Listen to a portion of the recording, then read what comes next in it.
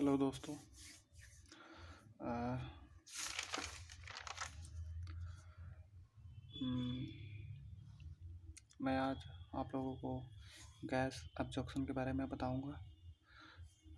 यह किस तरह से होता है, कैसे काम करता है, इसके डिटेल्स। तो लेट अस स्टार्ट। शुरू करते हैं हम गैस एब्जॉर्प्शन। ओके। तो गैस एब्जॉर्प्शन क्रिया होने से पहले सबसे पहले हम इसको इम्पोर्टेंट टर्म्स के बारे में जानेंगे। क्या क्या इसके इम्पोर्टेंट टर्म्स हैं, जो क्या क्या यूज़ किए जाते हैं। तो सबसे पहले हम बात करते हैं कैरियर गैस या फिर inert gas. What is the carrier gas या फिर इनर्ट गैस। ओके। तो डिफिनेशन के हिसाब से वह गैस जो लिक्विड सॉल्वेंट में मिलाए जाने पर सॉल्युबल ना हो, उसे कैरियर गैस या फिर इनर्ट गैस कहते हैं। इन कैरियर गैस का मतलब हम कोई भी वैसल लेते हैं दोस्तों। हम कोई भी वैसल ले लिए, जैसे हम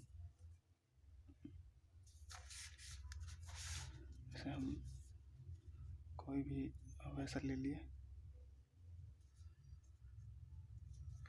जैसे हम कोई भी वैसल ले लिए। ठीक है, ये हमारा हो गया, वैसल हो गया।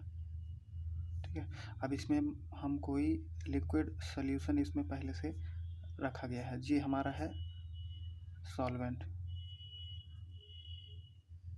ठीक है। अब इसमें हालांकि गैस एब्जॉर्प्शन है, तो इसमें जो हम लिक्विड और गैस का मिसेबल फॉर्म कराते हैं, रिएक्शन कराते हैं, तो इसमें जो हम गैस ऐड करेंगे ये होगा हमारा सल्यूट। ठीक है। उन दोनों को मिला करके हमारा गैस एब्जॉर्प्शन कराया जाता है कंप्लीट। तो बेसिकली ये हमारा सल्यूट हो गया, सॉल्वेंट हो गया, सॉरी, ये हमारा सल्यूट हो गया। तो उन दोनों के, तो ये हमारा इनर्ट गैस हो गया, जो लिक्विड नहीं करता, मतलब कि मिसेबल फॉर्म में नहीं होता, उसे हम इनर्ट गैस या फिर कैरियर गैस बोलते हैं। ठीक है। अब आ जाओ गैस ऑब्जेक्शन। गैस ऑब्जेक्शन किसे बोलते हैं, what is the gas objection. तो गैस ऑब्जेक्शन वह यूनिट ऑपरेशन है जिसमें किसी गैस मिक्सचर कंपोनेंट का सेपरेशन किसी लिक्विड सॉल्वेंट की सहायता से किया जाता है। इनका कहने का मतलब ये है कि कोई हम कंटेनर रखे गए हैं, कंटेनर में लिक्विड है। अब लिक्विड से हम उसमें गैस और लिक्विड का हम रिएक्शन कराते हैं। तो रिएक्शन कराते हैं, जो कि उसमें से हमारा गैस निकलती है, प्रोड्यूस होती है बाय हेल्प ऑफ लिक्विड की सहायता से। तो ये process then called as gas absorption process. Okay. ये हमारा बेसिकली गैस ऑब्जेक्शन का जो हमारा रिएक्शन होता है एक वैसल में होता है। जैसा कि आप यहाँ देख पा रहे हैं कि एक सिंपल सा वैसल है, जो उसकी प्लेट है, जो एक प्लेट से दूसरे प्लेट की तरफ ट्रांसफ़र होती है। बेसिकली हम यहाँ से कोई लिक्विड जो कंपोनेंट होती है उसको टॉप से डालते हैं नोजल से फव्वारे के रूप में, और हमारा जो मतलब जो हमारा गैसेस फॉर्म होता है वो मतलब हमेशा डाउन साइड से देते हैं। ऐसा इसलिए क्योंकि जो गैस की टेंडेंसिटी होती है वो अपवर्ड डायरेक्शन की होती है, तो इसलिए हम नीचे से देते हैं और दोनों को ले जा कर के हम एक पैकिंग में कांटेक्ट कराते हैं। और उसके बाद जो हमारा रिएक्शन होता है, जो आगे बताएंगे, ये हमारा पैकिंग का आलम हो गया।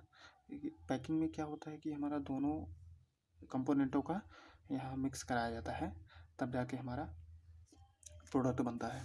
ठीक है। तो बेसिकली इसमें होता क्या है कि हम इसमें लिक्विड नीचे से देते हैं, उसकी अपवर्ड जाने की डायरेक्शन होती है गैसेस, और हमारा लिक्विड होता है उसको ऊपर से डालते हैं नोजल टाइप में। और हमारा जो प्रोडक्ट होता है A+B, मान लीजिए कोई लिक्विड है और C दोनों के साथ कांटेक्ट करा के A जो है C के साथ कांटेक्ट करके प्रोडक्ट बन गया, और जो हमारा B है मान लीजिए वह इनर्ट गैस के रूप में बाहर निकल गया। ठीक है, ऐसे प्रोसेस होते हैं। ठीक है। तो अब तीसरी बात करते हैं सल्यूट गैस। वे गैसें जो लिक्विड में सॉल्युबल हों उसे हम सल्यूट गैसें कहते हैं। सल्यूट गैसें वह गैसें होती हैं, बेसिकली कॉमन सी बात है, जो गैसें मतलब वो रिएक्शन करती हैं लिक्विड के साथ, दे आर सल्यूट गैसें। ओके, अब ये टाइप कितने कितने टाइप की होती है, तो they are the two type. तो पहला होता है physical gas absorption and second होता है केमिकल गैस एब्जॉर्प्शन। तो फिजिकल गैस एब्जॉर्प्शन बेसिकली नाम से ही पता चल रहा है कि इसमें जो क्रिया करेंगे, क्रिया प्रतिक्रिया जो भी होगी वो चीज़ें हम देख सकते हैं। ठीक है, तो गैस ऑब्जेक्शन क्रिया में जो फिजिकल गैस ऑब्जेक्शन होती है, तो वह गैस ऑब्जेक्शन प्रोसेस जिसमें सॉल्वेंट सल्यूट के साथ गैस फॉर्म में रिएक्शन नहीं करता है। कहने का मतलब ये हो गया कि गैस ऑब्जेक्शन में हम लिक्विड और फिर गैस को दोनों को कांटेक्ट कराने के बाद जो आपस में कांटेक्ट नहीं करती हैं, यानी उनसे प्रोडक्ट नहीं बनता है, it is called that physical gas objection. Okay, and second आ जाओ तो ये हो जाएगा chemical gas objection. Chemical gas objection तो डिफिनेशन देखते हैं इसका, कि वह गैस एब्जॉर्प्शन प्रोसेस जिसमें solute gas and solvent liquid को आपस में रिएक्शन कराने पर एक नया प्रोडक्ट या प्रोडक्शन होता है। It is called that chemical gas absorption. Chemical gas absorption वह है कि जो हम सॉल्वेंट लिक्विड और सल्यूट गैस को जब आपस में कांटेक्ट कराते हैं तो मिलने के बाद हमें प्रोडक्ट मिलता है, इसी मतलब केमिकल गैस ऑब्जेक्शन कहलाता है। इन दोनों के मतलब नाम से ही पता चलता है, जो फिजिकली रूप से हमें देखने को मिले, जो उसमें रिएक्शन नहीं होते। अब केमिकल गैस ऑब्जेक्शन जो आपस में क्रिया करें और हमें प्रोडक्शन दे, जिसे हम केमिकल गैस ऑब्जेक्शन कहते हैं। और कुछ इसके इम्पोर्टेंट टर्म्स हैं, इसको जान लेते हैं। जैसे हमारा नोट करके लिखा हुआ है मैंने, तो नोट करके हमने लिखा हुआ है। जैसे इसमें कहा गया कि यह इस यूनिट ऑपरेशन में अर्थात इस गैस ऑब्जेक्शन में जो रिएक्शन होता है वो एक्सोथर्मिक होता है। इनके कहने का मतलब ये हो गया कि गैस एब्जॉर्प्शन में कोई भी क्रिया हो हम ली जाए तो जो सारी क्रियाएं होंगी वो एक्सोथर्मिक होगी। एक्सोथर्मिक का तात्पर्य हो गया कि जब वो आपस में कांटेक्ट करेगी तो मैक्सिमम अमाउंट में हमें हीट रिलीज होगी, जिसे हम एक्सोथर्मिक रिएक्शन कहते हैं। अर्थात यह रिएक्शन के दौरान वह मैक्सिमम अमाउंट में हीट रिलीज करे। जैसा कि मैंने आपको बताया कि एक्सोथर्मिक जो मैक्सिमम अमाउंट में हीट रिलीज करे वह रिएक्शन, तो उसे एक्सोथर्मिक रिएक्शन कहते हैं। तो एक्सोथर्मिक रिएक्शन बेसिकली जैसे हम जानते हैं, जैसे हमने आपको बताया कि एक्सोथर्मिक रिएक्शन जो होती है हम वेसल में कराते हैं तो बहुत ज़्यादा हीट रिलीज़ करती है। तो जाहिर सी बात है कि वह अगर कोई रिएक्शन लॉन्ग पीरियड तक चलती रहेगी तो बहुत ज़्यादा हीट रिलीज़ होगी, तो उसके वेसल में डैमेज होने का खतरा बना रहता है। उसके पार्ट्स वगैरह कुछ लगे रहते हैं, कुछ मतलब मेल्ट हो जाएंगे। तो उसको मेंटेन करने के लिए हम जैकेट की ऊपरी में एक वेसल के ऊपरी भाग में एक जैकेट लगा देते हैं। जैसा कि आप देख रहे हैं, एक जैकेट लगा देते हैं।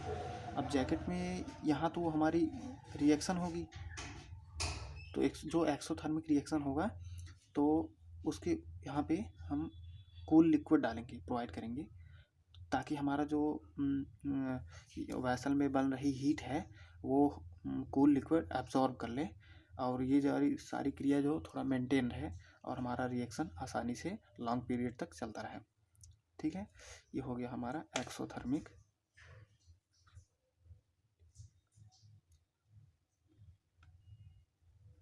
ओके, एंड आगे देखते हैं कुछ इसके इम्पोर्टेंस है। जैसे केमिकल गैस एब्जॉर्प्शन प्रोसेस में जो फिजिकल गैस एब्जॉर्प्शन से 20 गुना ज़्यादा हीट रिलीज़ करता है।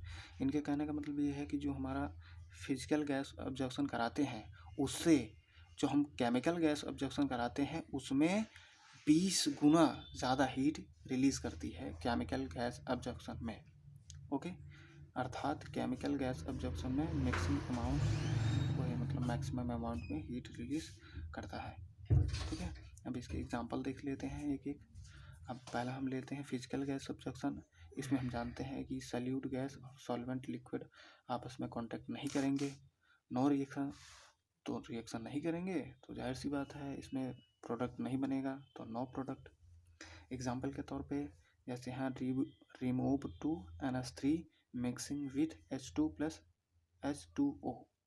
इसमें हम जैसे हम सल्यूट लेते हैं NH3 और सॉल्वेंट लेते हैं H2O, और इसके बाद दोनों की क्रिया कराते हैं। तो हालांकि इसमें तो क्रिया तो नहीं करेगी, तो इन दोनों के बीच में से हमारा इनर्ट गैसें प्रोड्यूस होगी। ठीक है, कि इसका एग्जांपल है फिजिकल गैस सब्सट्रैक्शन का।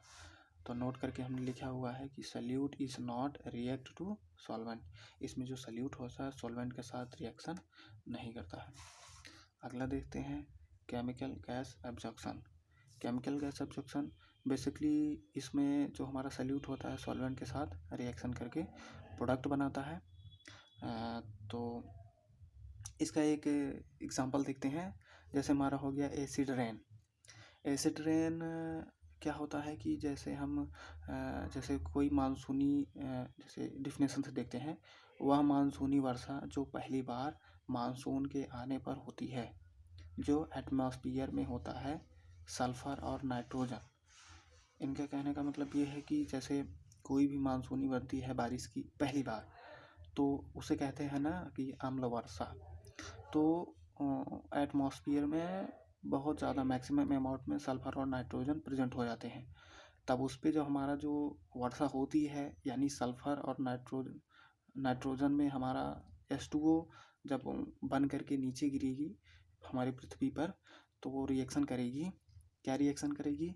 जैसे हमारा SO3 है, वो रिएक्शन करा गया हमारे H2SO4, तो हमारा बना है क्या H2SO4 बनाकर हमारी पृथ्वी पर आती है। और नाइट्रोजन के साथ अगर यही क्रिया करेगी तो हमारा होगा HNO3।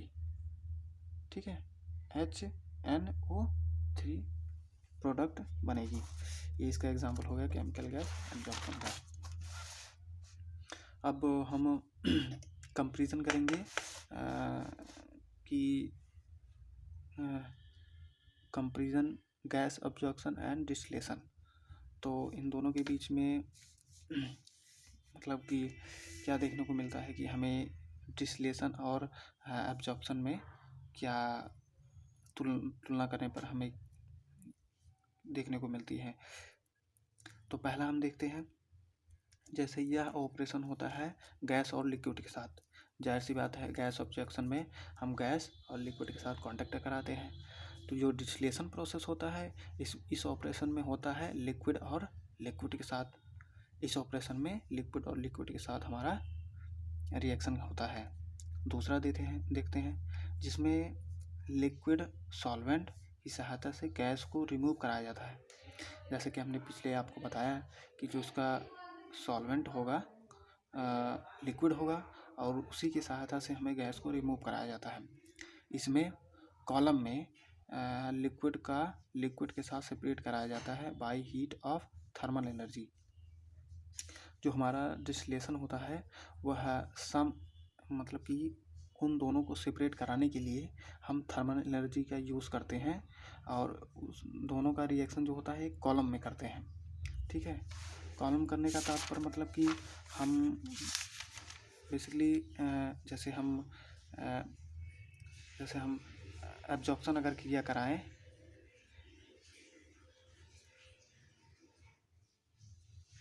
एब्जॉर्प्शन क्रिया कराते हैं तो बेसिकली उसका सिंपल से हम सिर्फ डिस्टिलेशन ले लेते हैं, मतलब एक कॉलम ले लेते हैं और इसका पैकिंग कर देते हैं, और इन दोनों के बीच में हम रिएक्शन कराते हैं।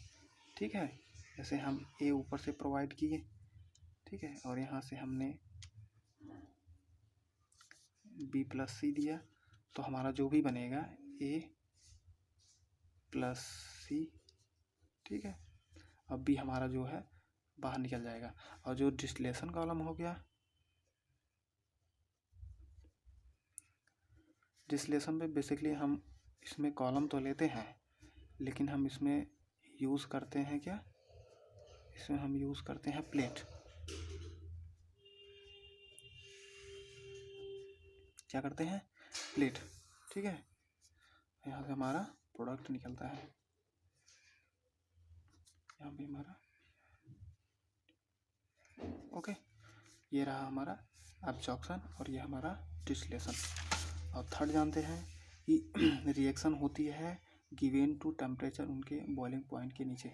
तो जो हमारा गैस एब्जॉर्प्शन होता है उसमें हम हीट डाल देते हैं, लेकिन जो हमारा लिक्विड होता है उसके बॉइलिंग पॉइंट के नीचे, मतलब कि उसका अगर 20 डिग्री सेल्सियस है तो उसे 20 डिग्री सेल्सियस से नीचे हम देते हैं, 18, 17, 16, ये हमारा हो गया गैस ऑब्जॉर्प्शन। जबकि डिस्टिलेशन कॉलम में लिक्विड का सेपरेशन किया जाता है बॉइलिंग पॉइंट के बेस पर। बॉइलिंग पॉइंट के बेस पर मतलब कि कोई हमारा लिक्विड 20 डिग्री सेल्सियस पे ही बॉयल होता है तो अब उसको 20 डिग्री सेल्सियस ही प्रोवाइड किया जाने पर ही वो सेपरेट होगा, अदरवाइज उसमें कोई रिएक्शन देखने को नहीं मिलेगा, सेपरेट नहीं होगा। और तीसरा देखते हैं, चौथा इसमें हो गया कि no equipment to component of mass transfer. इसमें हम मास ट्रांसफ़र के लिए कोई इक्विपमेंट का यूज़ नहीं करते हैं। इसमें हम नो इक्यूमोलर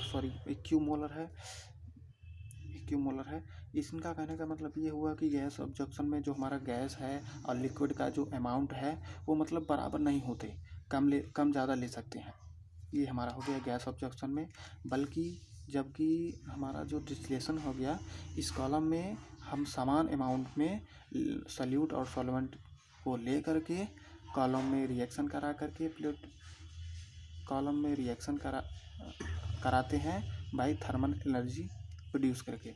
ओके, एंड फिफ्थ हो जाएगा इसका कि फर्स्ट स्टेप में प्योर प्रोडक्ट प्राप्त नहीं होता। जो हमारा गैस ऑब्जॉर्प्शन है वो मतलब पहले चरण में हम रिएक्शन कराते हैं तो जाहिर सी बात है बेसिकली पहले ही चरण में हमें प्योर प्रोडक्ट देखने को नहीं मिलता, जबकि डिस्टिलेशन कॉलम में फर्स्ट स्टेप में प्योर प्रोडक्ट प्राप्त कर लिया जाता है।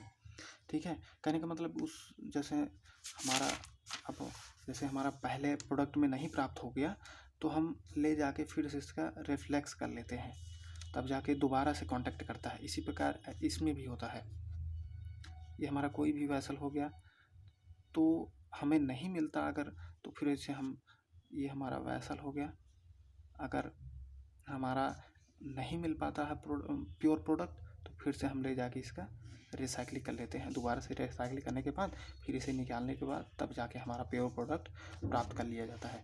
ये मतलब इनके हिसाब से प्राप्त करते हैं कि जैसे हमारी प्रोडक्ट मिल जाए 2 बार 3 बार साइक्लिंग करके प्राप्त कर लिया जाता है, जबकि जो डिस्टिलेशन कॉलम में होता है वो एक ही बार में प्राप्त कर लिया जाता है।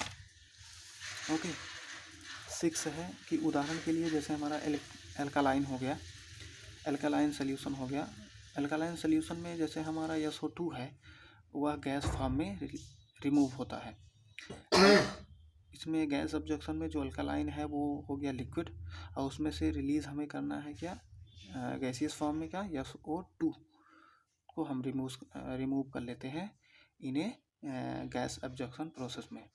जबकि डिस्टिलेशन कॉलम में हमारा जो लेते हैं क्रूड ऑयल लेते हैं, बेसिकली हम माइनिंग करते हैं तो उसमें से क्रूड ऑयल निकालते हैं और उसमें बहुत सारे कंपोनेंट मिसेबल रहते हैं, तो उस कंपोनेंट को सेपरेट करने के लिए हम अलग अलग टेम्परेचर प्रोवाइड करके उनके टेम्परेचर के बेस पर पे हम सेपरेट कर लेते हैं। जैसे हमारा कोई क्रूड ऑयल हो गया तो उसमें सेपरेट करते हैं, गैसोलीन सेपरेट करते हैं, केरोसिन ऑयल सेपरेट करते हैं, फ्यूल गैसेस सेपरेट करते हैं, और बहुत सारे कंपोनेंट को हम उसमें से रिमूव करते हैं। तो ये हो गया हमारा comparison to gas absorption and distillation. ठीक है, जैसा कि हमने आपको बताया कि पहले ही यूजेस टू पैकेट कॉलम, इनका सेपरेट कराने के लिए हम पैकेट कॉलम का यूज़ करते हैं, जबकि डिस्टिलेशन की यूज़ कराने के लिए हम उसमें प्लेट का यूज़ करते हैं। ठीक है, तो गैस ऑब्जॉर्प्शन में एक इम्पोर्टेंट वो है हालांकि हम ये पार्ट पढ़ा रहे हैं आपको गैस ऑब्जॉर्प्शन के बारे में, तो उसमें जो इम्पॉर्टेंट कॉलम है वो पैकेट कॉलम। पैकेट कॉलम बहुत ही इम्पॉर्टेंट होता है इसमें केमिकल इंडस्ट्री में। बेसिकली इसमें होता क्या है कि हम कोई भी